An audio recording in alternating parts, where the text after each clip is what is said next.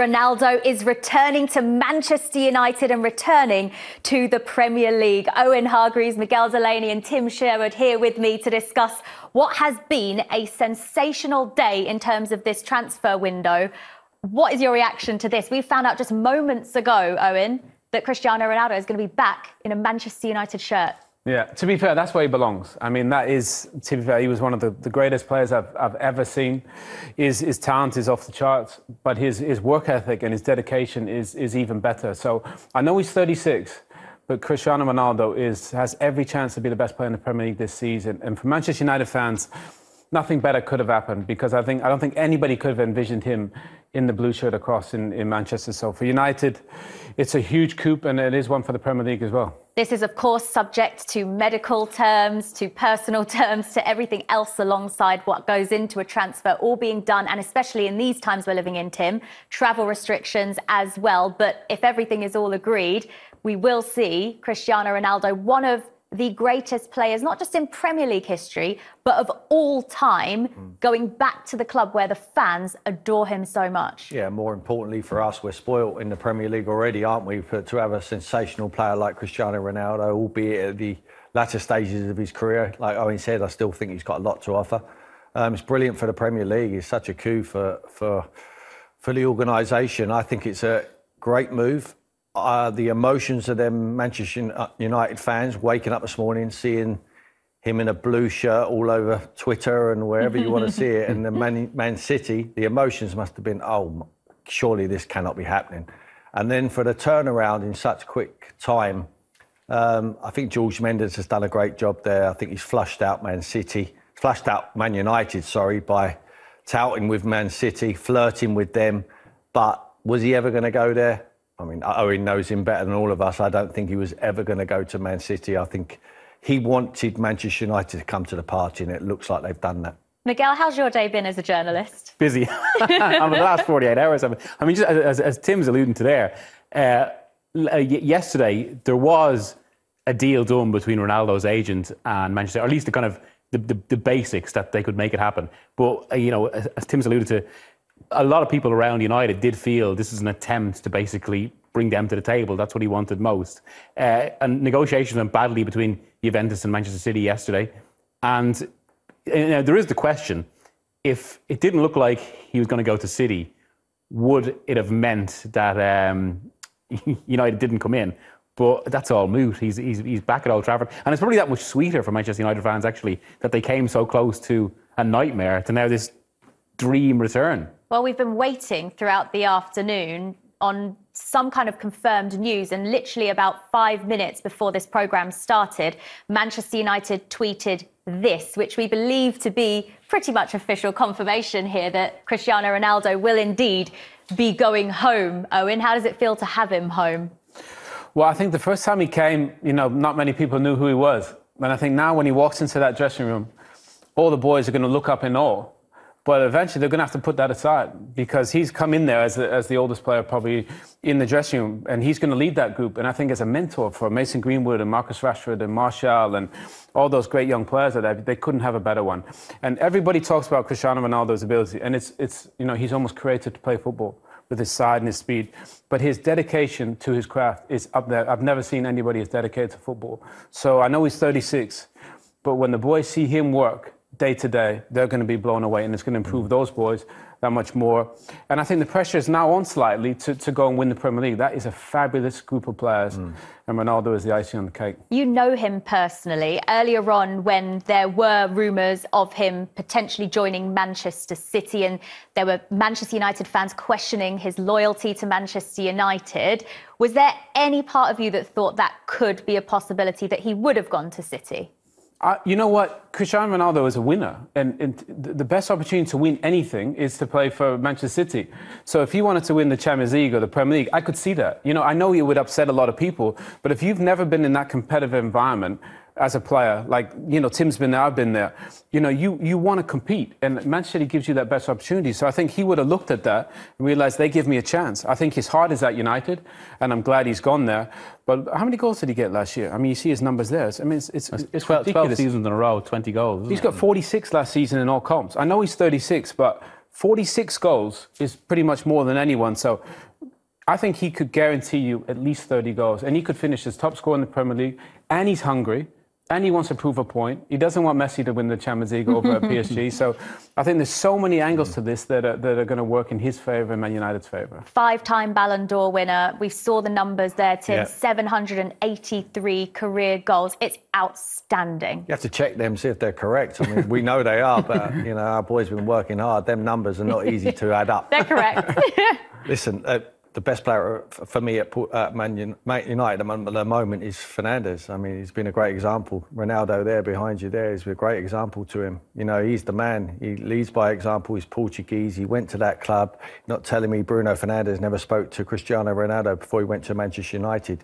He's turned out to be an icon up there already in a short space of time. I'm sure he was very instrumental in getting him back there as well. He would have picked up the phone and said, listen, can you come back? We need you. You could be the icing on the cake, and I think he possibly could. Miguel, what's it like covering a story as big as this? Because we're talking about the most famous man in the world here, the most famous footballer forever that has been involved in one of the biggest transfers in history. You were on your laptop moments before you walked into this studio. I'm slightly worried that you're going to get the sack because you've not completed this story before coming on the telly. I've got a bit of time for it. He's got to get a job first before he gets sacked. What's it like? I mean... Are you sweating a bit? But bar the lack of sleep and the intense swing. I mean, basically, every time you think it's settled down a little bit, something whips up again. And in this week, it's just been sensational story after sensational story, culminating in this, which, ultimately, I suppose, bar the actual football, which is what we're here for, it's what you get into the job for, to be covering these news stories. And it is exciting when you suddenly see... And I think what was most... So this morning, I was talking to someone, it was actually after Rio Ferdinand put out a cryptic tweet, hinting that something was afoot. And I got onto a few people that I know, to some of them that know Rio.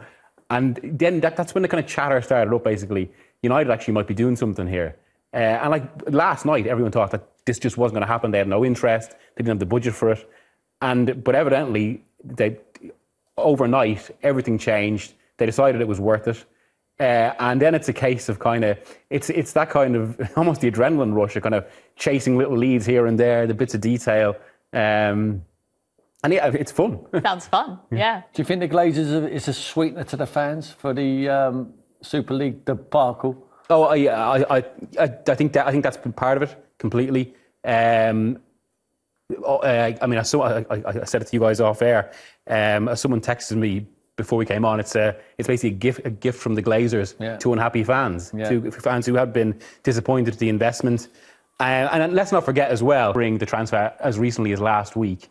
Obviously, in that time, Mendes has been trying to move him around, and last week even there were reports out of Spain from journalists that are very friendly with Mendes and Ronaldo that they were trying to make something happen with Madrid. Do you think because they didn't want him, Manchester United, or just they didn't think it was possible? I think a little bit of both. I mean, one of the things we haven't discussed yet, I suppose, is that as absolutely sensational as Ronaldo is, he is coming into a team where they don't really need him that much in terms of, because they've got so many forward options. And, it might stifle Greenwood slightly, although, as Owen says, Greenwood will no doubt learn from him. They've got Cavani there, who's in a similar sort of role. And there are still questions about the number 6. Not to want to put a dampener on United's party, but these are genuine questions, I think, which is why they didn't go in that strongly initially. I think Martial, he's probably took his peg and put it somewhere else now, and Cristiano's just gone and put his number there. Be interested to see what number he actually wears. That's what was said to me today as well. I mean, they had Martial up front against Southampton. If Ronaldo was there at the weekend, they probably win that game. Yeah. Cavani has the number 7 shirt at the moment.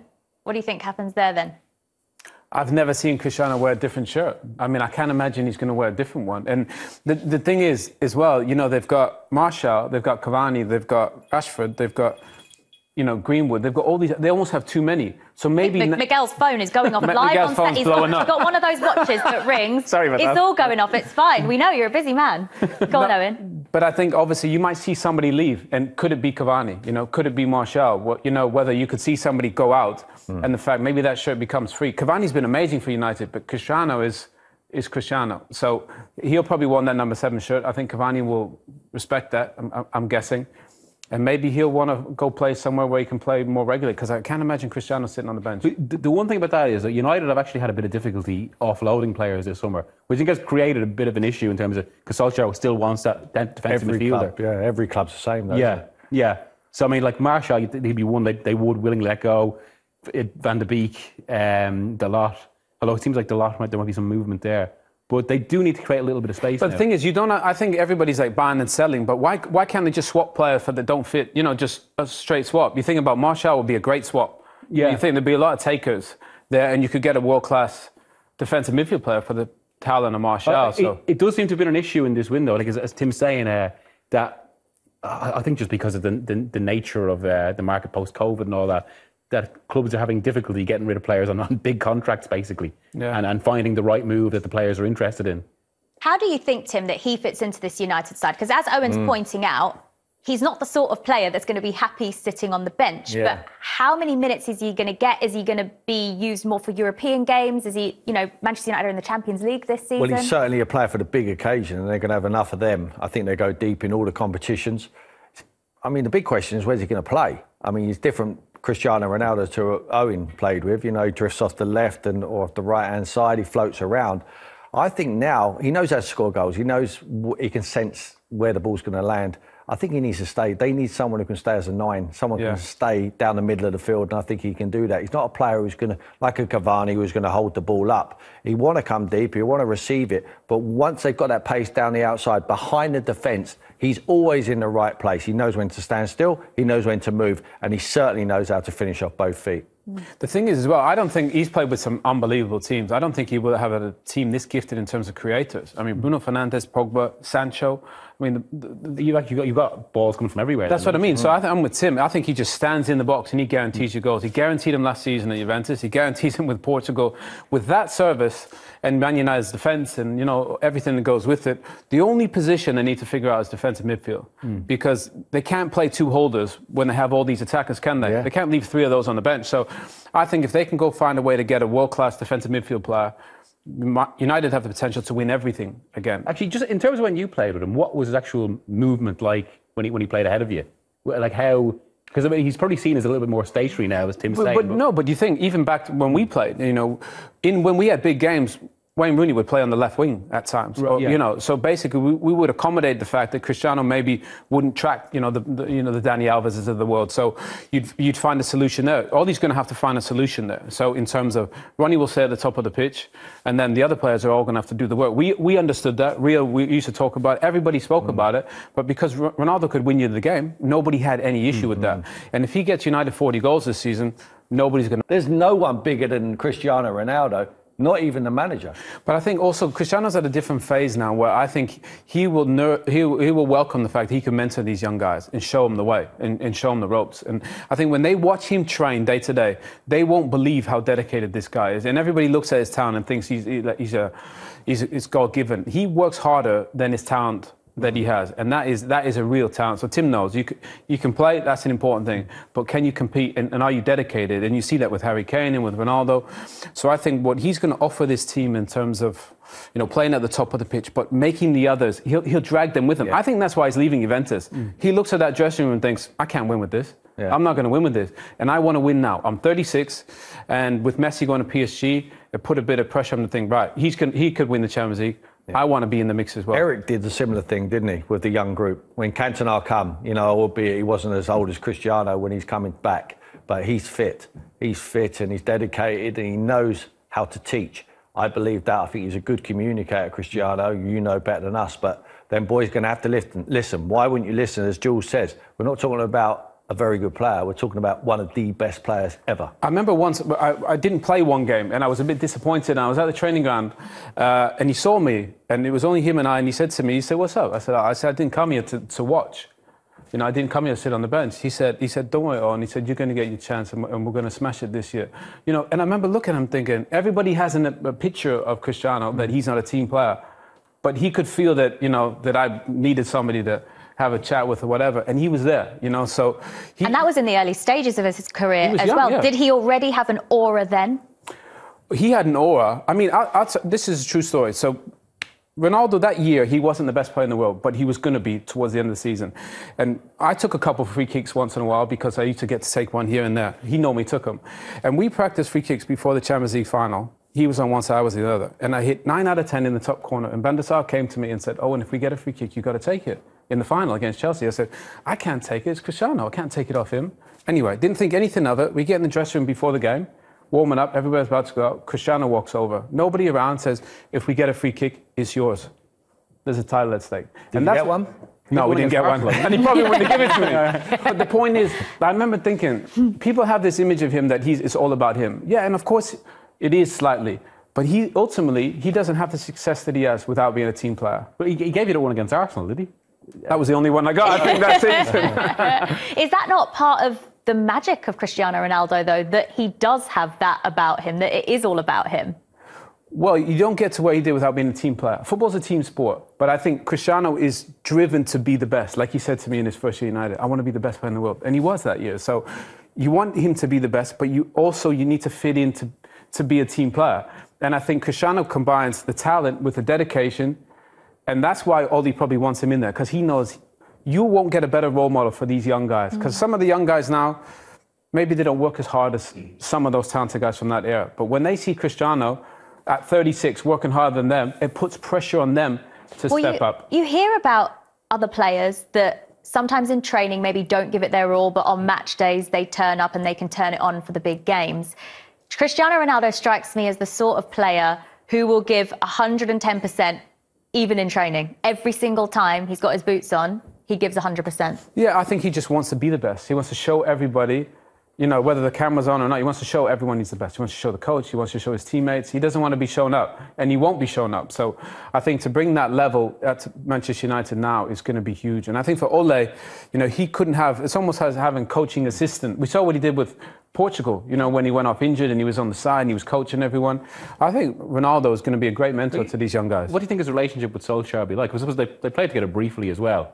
Yeah, and I think Ole was doing his coaching badges, and he was kind of in and around that team that won the Champions League that year, kind of watching and stuff. So they'll have a good relationship. But I think ultimately Ole knows that Cristiano's going to give him everything that he's got, and that's all he needs. And I think to have the influence he's going to have on the young guys, I think for Ole it only improves Ole's position, and he's just got to make sure he picks him and not leave him on the bench.